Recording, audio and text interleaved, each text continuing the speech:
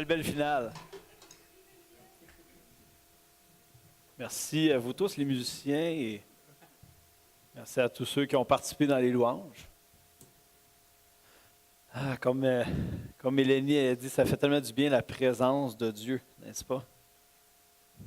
C'est la chose la plus précieuse qu'on a dans toute notre vie. Plus précieux que n'importe quel bien physique, plus précieux que la santé, plus précieux que la vie, plus précieux que tout. C'est la présence de Dieu, n'est-ce pas? Je suis sûr que vous êtes d'accord. J'insiste parce que c'est là-dessus que je veux parler, sur la présence de Dieu. Oui, pas vrai. Ouais, j'avais un petit message à cœur qui parle de la présence de Dieu. Premièrement, oui, comment c'est merveilleux. Mais vous allez voir aussi comment agir dans la présence de Dieu. Tu sais, moi, je sais tout. Je sais ça, comment il faut agir dans la présence de Dieu. Non, mais c'est juste des petits. On va voir selon la Bible, bien sûr. Là, j'espère que vous aimez. Je pense que vous aimez tous la Bible, la parole de Dieu. J'espère, parce qu'on va en lire 3 chapitres aujourd'hui. Pour de vrai, je vais en lire pas mal, mais c'est correct. Je ne sais pas, tu voulais-tu les afficher, Cynthia? Mais si tu veux te préparer à l'avance, c'est dans 1 Samuel 4, 5, 6. C'était vrai, là. On va en lire. Mais lisez-les pas à l'avance, là, mais on va aller dans ce coin-là. 1 Samuel 4, 5, 6, presque l'intégralité de ces 3 chapitres-là. Mais vous allez voir, ça va être cool. Ça va être cool, ça va pas être monotone. Fait que si tu veux les préparer, t'as bien beau. Je vais te dire après ça les versets et tout. Fait que, c'est ça. Comme je disais, la présence de Dieu, c'est ce qu'il y a de plus précieux.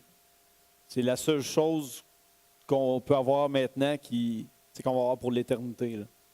Je dis oui, il y a nos enfants, j'espère qu'on amène nos enfants dans l'éternité, mais dans le sens qu'on peut le vivre maintenant, quelque chose qu'on va vivre éternellement, avoir la présence de Dieu avec nous. C'est une bénédiction qu'il nous donne. C'est pas coupé, c'est pas loin de nous, c'est pas. Ah merci, ça sonne moins bizarre dans mes oreilles. C'est vrai que je m'entendais étrange, je sais pas ce que ça fait. Tu as juste tourné, hein? Ça sonnait étrange. Merci Daniel. Mais c'est ça. Puis juste pour vous mettre en contexte, si vous connaissez un peu moins l'Ancien Testament, la présence de Dieu, aujourd'hui, on peut l'avoir n'importe où, n'importe quand. À ce moment-là, la présence de Dieu se manifestait à un endroit qui était dans le temple, dans le lieu très saint, puis c'était l'arche de l'Alliance qui représentait la présence de Dieu. Cet objet-là était la présence de Dieu sur terre. Puis il y avait vraiment une puissance à travers cet objet-là. C'était la façon que ça fonctionnait à ce moment-là.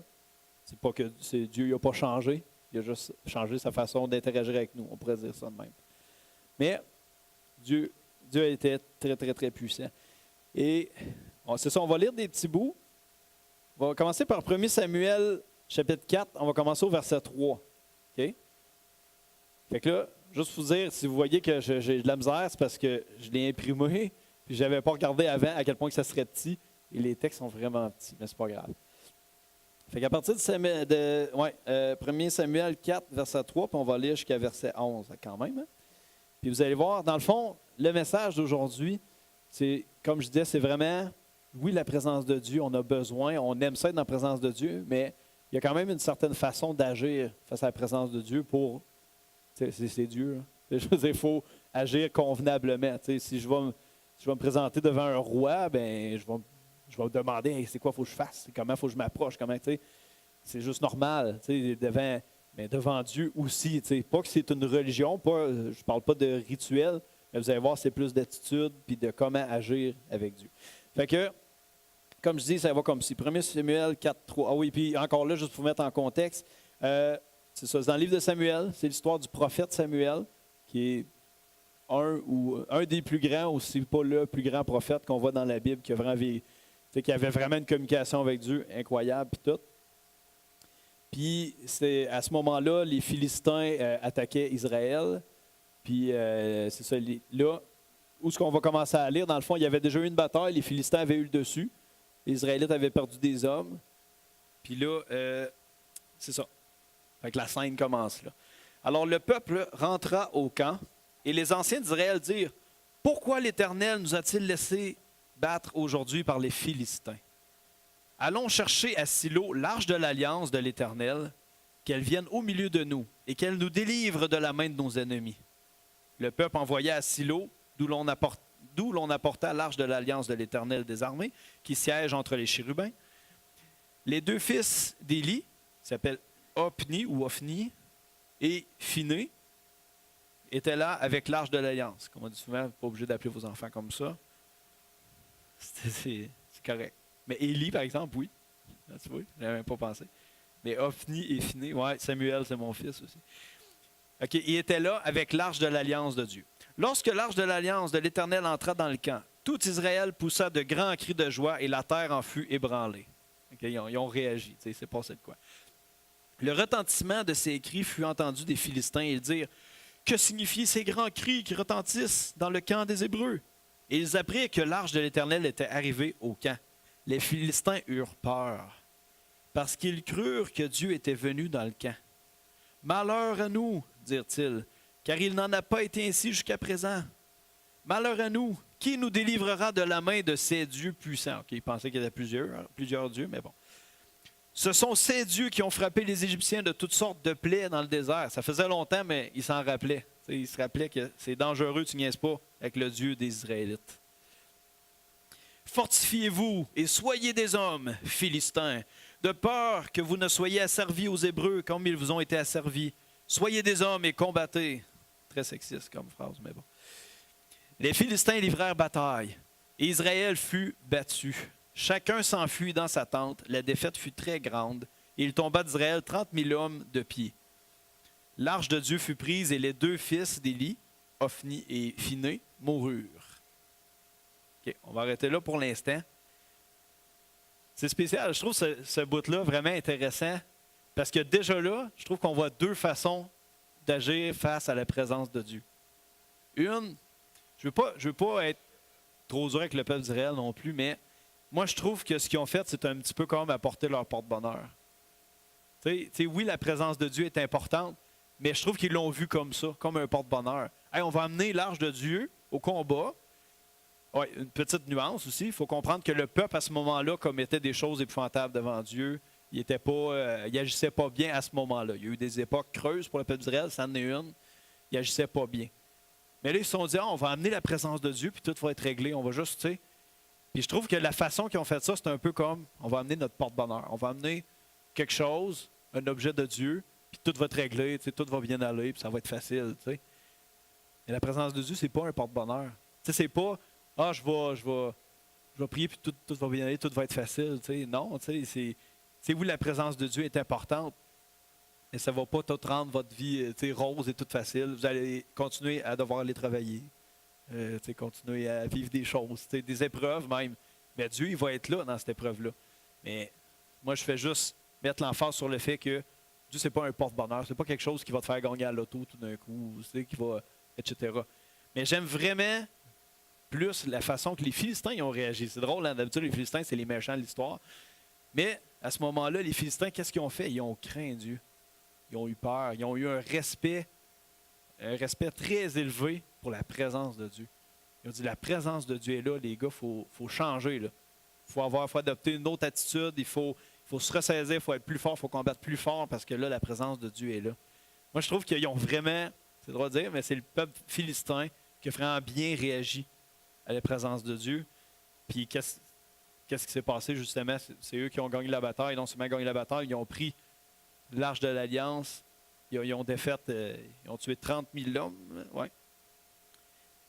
Fait que, dans le fond, première chose, Dieu, c'est pas un porte-bonheur. Puis quand il est là, il faut agir. Quand il est là, je sais qu'il est tout le temps là, mais il faut agir différemment dans sa présence. Il faut adopter une attitude de respect, de révérence, puis de crainte. Pas de crainte dans le sens j'ai peur qu'il me tape sa tête, mais juste c'est un respect qu'il faut avoir pour Dieu. Sa présence, c'est pas un bonbon. Là. C'est pas on vient peut-être habitué des fois, à force de notre vie chrétienne, de vivre avec Dieu. Puis comme je disais, souvent, les gens qui, comme dans mon cas, je suis né dans, je peux dire là-dedans, je suis comme Obélix qui est tombé dans la marmite. Là. Je suis né dans la présence de Dieu, si on veut, dans le sens que j'ai grandi dans un foyer chrétien, j'ai juste connu ça. Fait que c'est un danger, des fois, de s'habituer à ça, puis de dire, Dieu va s'en occuper, Dieu va s'en occuper. Oui, mais est-ce est-ce que je respecte ça? Est-ce que je donne une importance à la présence de Dieu dans ma vie? Est-ce que je la traite avec respect? Est-ce que je donne beaucoup, beaucoup d'importance dans ma vie? Parce que si on ne lui donne pas beaucoup d'importance, comment je pourrais dire, il ne pourra pas agir de la même façon. Si tu lui donnes beaucoup d'importance, c'est là qu'il peut se mêler de tes affaires. Si tu mêles Dieu, ben là, je ne veux pas aller en avance dans mes notes, là. Mais si tu mêles Dieu dans toutes les affaires de ta vie, c'est là que ça peut bien aller. C'est là que Dieu peut agir dans les domaines de ta vie. Pas juste un porte-bonheur. C'est pas, je ne vais pas vous dire la Bible au pasteur. Là. Mais c'est pas parce que j'amène ma Bible avec moi que je peux passer dans la rue sans regarder, à chaque côté du chemin, pas de trouble. J'ai ma Bible. Je ne me fais pas frapper. C'est pas un porte-bonheur, là, une Bible. C'est pas un charm. J'ai le mot anglais. C'est ça. C'est pas un porte-bonheur. Là. C'est pas juste, je prie le matin, puis après ça, j'ai plus à me soucier de rien. Le diable ne me tentera pas, puis ça va être facile. Puis... En tout cas, je pense que vous comprenez ce que je veux dire. Il faut avoir une attitude, comme le peuple des Philistins y ont eu. Oh boy! Dieu il est là, il faut faire quelque chose, il faut agir différemment. C'est la première des choses. Il faut avoir une attitude différente quand Dieu est là, dans la présence de Dieu. On va continuer avec 1 Samuel 5. Comme je dis, on va continuer, on va lire un bon petit bout. Là, on va commencer par, c'est le verset 1 jusqu'au verset 12. OK? 12 versets. Vous êtes capable de prendre ça? Vous êtes capable, je suis sûr. Je vais essayer de rendre ça interactif, vous allez voir. Parce que j'aime vraiment ce passage-là de la Bible. C'est un peu drôle que je pourrais dire. Mais bon, vous allez voir. OK, 1 Samuel 5. Les Philistins prirent l'arche de Dieu et la transportèrent d'Ebenezer à Asdod. OK, c'est des villes. Après s'être emparés de l'arche de Dieu, les Philistins la firent rentrer dans la maison de Dagon, Dagon étant leur Dieu, et la placèrent à côté de Dagon. C'est comme, oh, un trésor pour toi, mon Dieu, ou tiens, les dieux sont ensemble. Le lendemain, les Asdodiens, qui s'étaient levés de bon matin, trouvèrent Dagon étendu face contre terre devant l'arche de l'Éternel. Alors ils prirent Dagon et le remirent à sa place. Ça, je trouve ça cool. Tu sais? OK, on s'entend-tu que ça a l'air de quelqu'un qui vient de se prosterner devant l'arche de Dieu, ça? T'sais, il l'a trouvé face contre terre, les mains contre terre, devant l'arche de Dieu. Tu sais, c'est comme, moi, il me semble que c'est God is in the place. Tu sais, c'est moi le boss à cette heure-là, dans le temple d'Asdod. Non, ça, c'est la ville de Dagon. Dans le temple de Dagon, c'est moi le boss à cette heure. Tu sais? La présence de Dieu est là. Okay. Ils l'ont remis à sa place. Eux autres, ils pensaient que ça allait tout régler. Le lendemain encore, s'étant levé de bon matin, ils trouvèrent Dagon étendu la face contre terre devant l'arche de l'Éternel. La tête de Dagon et ses deux mains étaient abattues sur le seuil et il ne lui restait que le tronc. Je pense que Dieu il voulait passer un message. C'est comme, là, tu ne peux plus le relever, là, je l'ai pété. Il est cassé. Cassé ton Dieu, je l'ai cassé. Mais, on continue. Mais c'est pourquoi, jusqu'à ce jour, les prêtres de Dagon et tous ceux qui entrent dans la maison de Dagon à Asdod ne marchent point sur le seuil. Ça, c'est comme dans la chambre des joueurs des Canadiens. Là. On ne marche pas sur le signe des Canadiens, c'est pareil. La même chose, même religion. La main de l'Éternel s'appesantit sur les Asdodiens et il mit la désolation parmi eux. Il frappa d'hémorroïdes à Asdod et dans son territoire. Là, je vais faire une petite pause là-dessus parce que j'aime ça. J'aime imaginer... J'aime imaginer quand la décision s'est prise au ciel de comment il allait frapper les Philistins. Tu sais, il me semble, j'imagine Dieu parler avec les anges, ou je sais pas, tu sais. Il dire, OK, là, j'ai déjà fait un déluge, tu sais. Il y a les plaies d'Égypte, j'ai envoyé la noirceur, des sauterelles, les grenouilles, j'ai la grêle, du feu. Qu'est-ce qu'on pourrait donc faire au peuple philistin qui ne respecte pas mon autorité dans la place? Je l'ai. On va les frapper d'hémorroïdes. C'est extraordinaire. Là, les anges, ah ouais, good, fine. Bonne idée, Dieu. Vas-y. Ouais, c'est ce qui j'envoie. Toi, l'ange qui donne les hémorroïdes, va sur la terre et souffle. Non, mais en tout cas, c'est ça. Je trouve ça juste drôle. Okay? Je suis désolé, moi j'aime ça, mêler l'humour à ça. J'ai pas, c'est pas mauvais, c'est correct. Ok, aussi, je t'ai rendu, excusez. C'est ça, il y a les hémorroïdes. Voyant qu'il en était ainsi, les gens d'Asdod dirent, ah, j'ai mal. Non, c'est pas ça. Les gens d'Asdod dirent, l'arche du Dieu d'Israël ne restera pas chez nous, car j'ai mal. Car il appesantit sa main sur nous et sur Dagon, notre Dieu. Ils firent chercher et assemblèrent auprès d'eux tous les princes philistins. Ils dirent, que ferons-nous de l'arche du Dieu d'Israël? Ça, encore là, je vais faire une petite pause. Je trouve ça cool. J'aime ça imaginer. OK, je suis désolé là, pour ceux qui... Moi, j'ai un sens de l'humour, OK? J'aime vraiment imaginer le rassemblement des princes philistins. Tu sais, tu as le prince qui reçoit les autres, tu sais, qui s'assied sur son trône, de même, genre. Entrez, entrez, tu sais. Puis là, les autres, ils rentrent. Puis là, puis alors, comment a été le voyage? Peux-tu vraiment que je t'en parle du voyage? J'ai fait 80 km à dos de chameau. J'ai les hémorroïdes. En fait, j'aime ça imaginer le rassemblement des Philistins, des princes philistins, qui c'est comme les chefs de la place. Ils sont quand même pas capables de s'asseoir ensemble. Il faut qu'ils se tiennent de travers. Puis en tout cas, désolé de mettre l'emphase là-dessus, mais je trouve ça juste comique. C'est une bonne façon de vous empêcher de faire la guerre, petite parenthèse. Là. Ça donne toutes les hémorroïdes. Là. Essaye d'aller à cheval là, ou en chameau. Là. Bonne chance. Mais bon. Alors, j'étais rendu. Que ferons-nous de l'arche de Dieu d'Israël? Les princes répondirent, que l'on transporte à Gath l'arche du Dieu d'Israël, et l'on y transporta l'arche du Dieu d'Israël. Comme ça se répète. Mais après qu'elle eut été transportée, la main de l'Éternel fut sur la ville. Il y eut une très grande consternation. Il frappa les gens de la ville depuis le petit jusqu'au grand, et ils eurent une éruption d'hémorroïdes. Encore, une fois. C'était contagieux, il faut croire. Mais, tu sais, écoute, Dieu, c'est le même qui agissait. Oui. Alors, ils envoyèrent l'arche de Dieu à Écron. Lorsque l'arche de Dieu entra dans Écron, les Écroniens poussèrent des cris en disant, « On a transporté chez nous l'arche du Dieu d'Israël pour nous faire mourir, nous et notre peuple. » Ils firent chercher et assemblèrent tous les princes des Philistins et dirent, « Renvoyez l'arche du Dieu d'Israël, qu'elle retourne en son lieu, et qu'elle ne nous fasse pas mourir, nous et notre peuple, car il y avait dans toute la ville une tumeur mortelle. » La main de Dieu s'y apaisantissait fortement. Les gens qui ne mouraient pas étaient frappés d'hémorroïdes encore. Et les cris de la ville montaient jusqu'au ciel. OK. C'était pas cool d'être Philistin à ce moment-là. Tu sais, il me semble que tu regrettes, là, tu sais. Hey, on a battu les Israélites, hey, on amène leur Dieu chez nous. On va le mettre dans le temple de Dagon. Tu sais, moi, je pense que ça a été là leur erreur. Parce que je pense pas que, parce que c'est le Philistin, tu sais, je pense pas que c'est à cause de ça qu'ils ont eu des hémorroïdes puis ça a mal été. Là. Tu sais, je pense pas que c'est à cause que c'est pas le peuple choisi. Tu sais, je crois pas que c'est ça la raison. Mais qu'est-ce qu'ils ont fait, par exemple? Ils ont blasphémé Dieu. Ils ont été le mettre dans un temple païen. Ils ont été le placer là. C'est comme s'ils disaient, tu sais, ce Dieu-là nous appartient à cette heure. Ça va être notre trésor.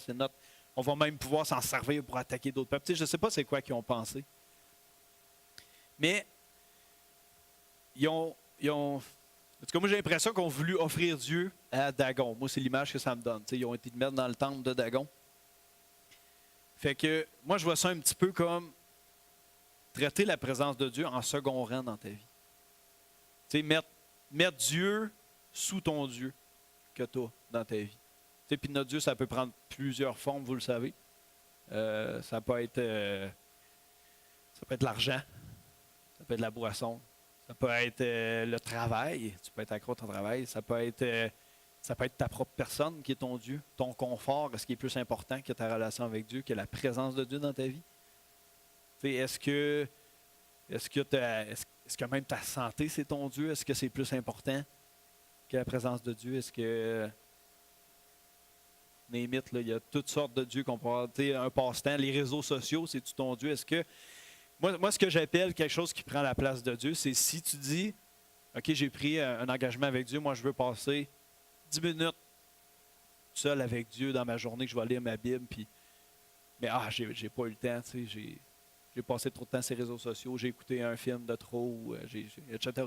J'ai fait telle affaire qui m'empêche de vivre avec Dieu. Ça ne veut pas dire de rien faire, là, de mettre Dieu en premier. Tu peux faire plein de choses, mais est-ce que Dieu a passé en premier dans ta journée?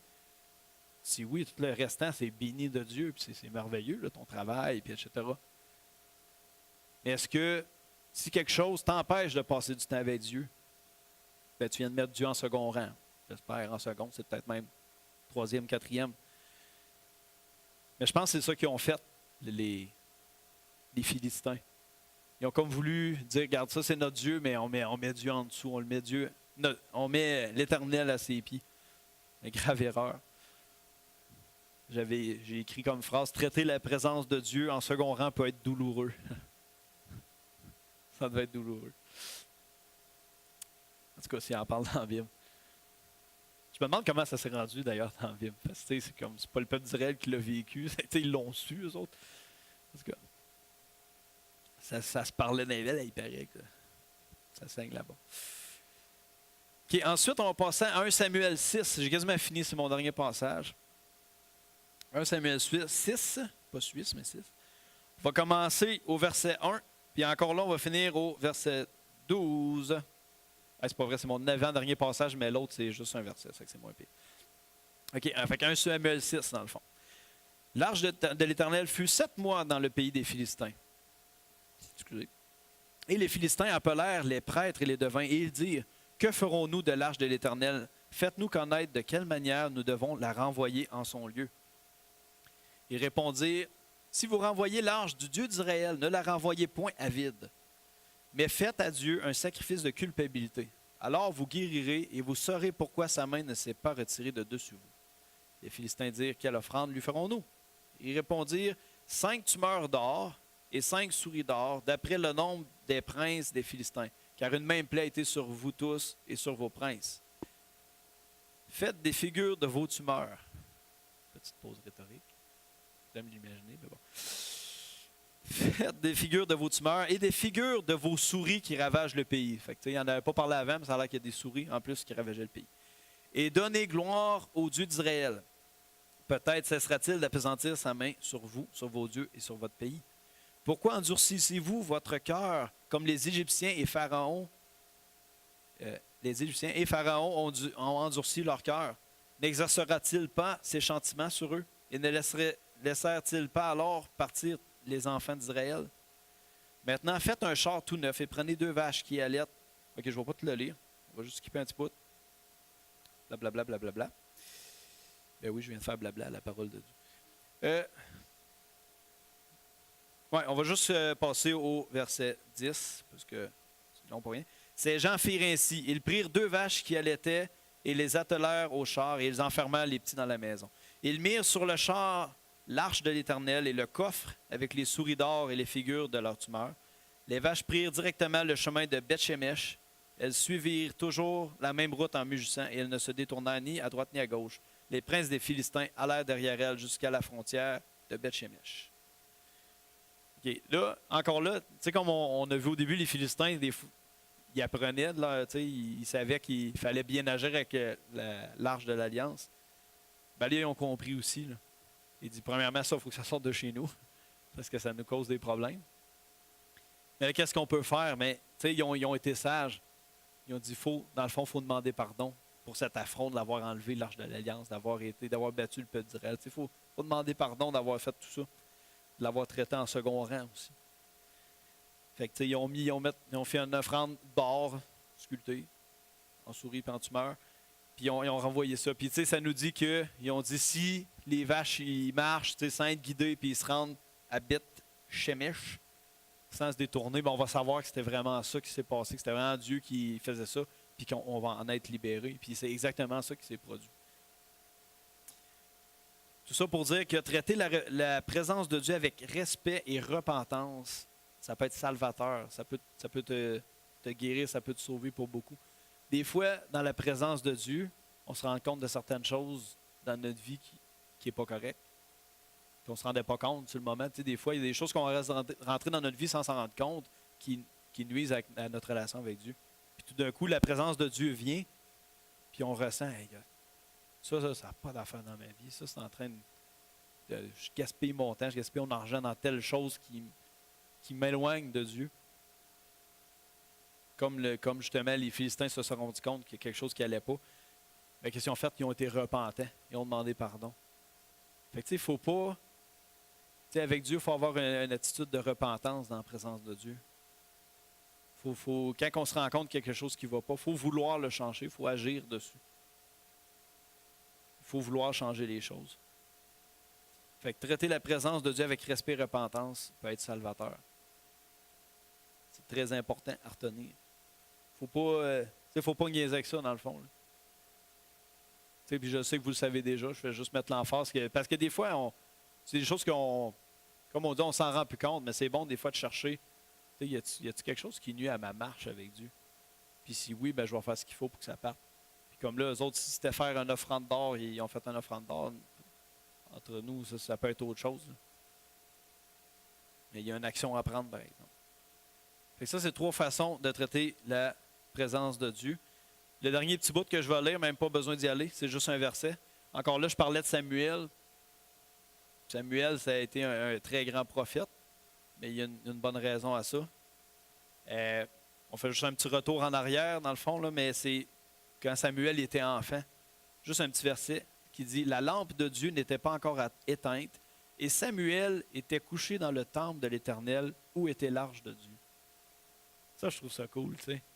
Tu sais, genre, même le grand sacrificateur, il rentrait là une fois par année. Genre, Samuel, il dormait où était la présence de Dieu. Qu'est-ce que ça veut dire? T'sais, il reposait dans les bras de Dieu. Lui, il baignait dans la présence de Dieu. Il se reposait là. C'était son coin de repos, c'était dans la présence de Dieu. Puis, j'ai pas besoin de le lire. Si vous voulez, vous pouvez lire Samuel, justement, le premier Samuel, lisez-le au complet. C'est l'histoire de Samuel. Là. Puis, c'était un gars là, qui avait de la présence. Il entendait Dieu parler là, clairement. Il a fait des grandes choses avec Dieu. Parce que Dieu, il parlait. C'était clair, c'était pas un doute. Là. Il savait. Même à un moment donné, il fallait qu'il élit le nouveau roi. Puis il a passé tous les fils en pensant à voir physiquement, c'est sûr, c'est lui le roi. Non, Dieu, il parlait encore.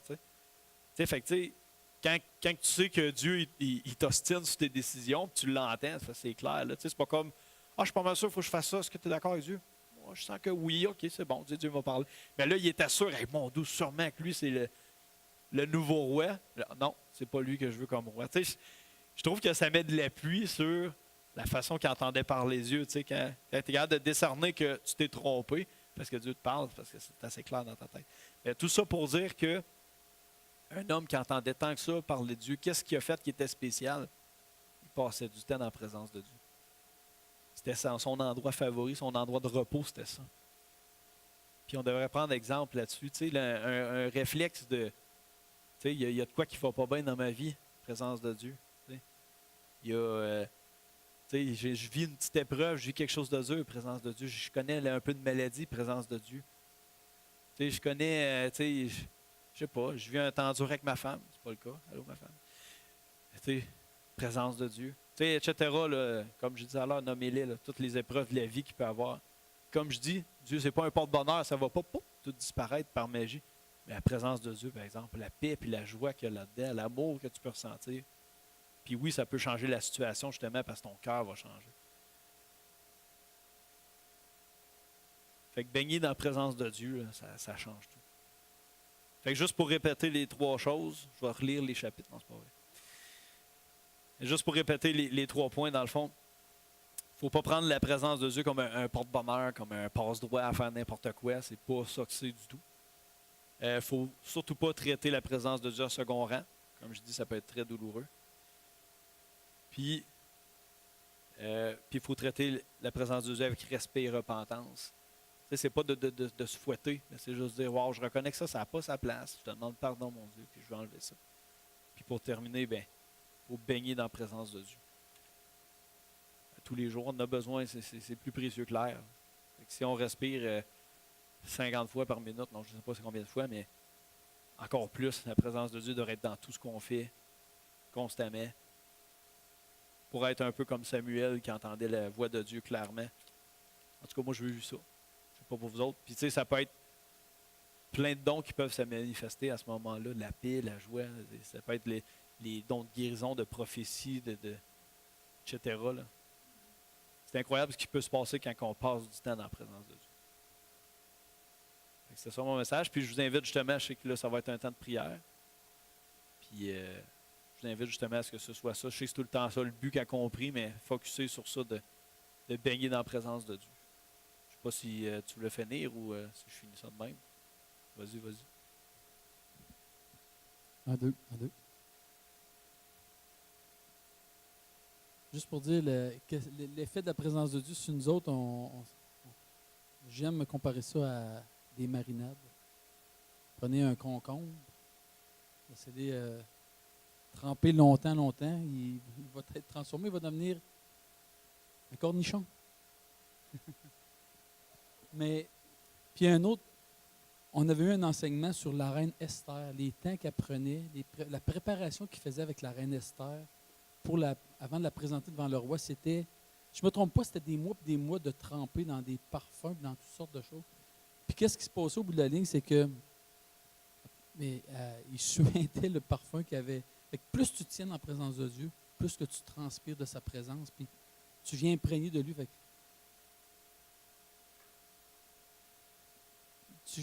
comme il dit, tu viens pas peut-être avec une petite baguette magique, puis peut-être tu ne le sens pas nécessairement tout le temps, mais à force de tremper dans sa présence, à un moment donné, Dieu, il te transforme, puis tu deviens un cornichon. Alors, même si vous ne sentez rien, même si faites-le par obéissance, Seigneur, je viens dans ta présence, je viens te recevoir, puis c'est par la foi qu'on le fait, puis des fois sans rien dire ou sans rien, ou juste, Seigneur, je suis à ton écoute, je reçois, je te le dis, je le confesse de ma bouche. Je reçois ta présence. Merci d'œuvrer en moi, merci de me changer, merci de me parler, merci de, peu importe les besoins que vous pouvez avoir, lui, souvent, c'est plus que nous autres qu'est-ce qu'on a besoin, mais juste venir dans sa présence, puis persévérer dans sa présence. Oui, ce soir, mais demain, après-demain, puis constamment, toujours persévérer dans sa présence. Toujours. C'est bon, Sébastien. C'est très, très bon. On a besoin des fois de remettre des priorités dans nos vies, peut-être. Puis, alors, on va mettre... C'est moi qui vais mettre la petite musique? Pas le choix, hein? On peut prendre soit juste tout seul en avant, ou même dans votre bain, juste dans sa présence.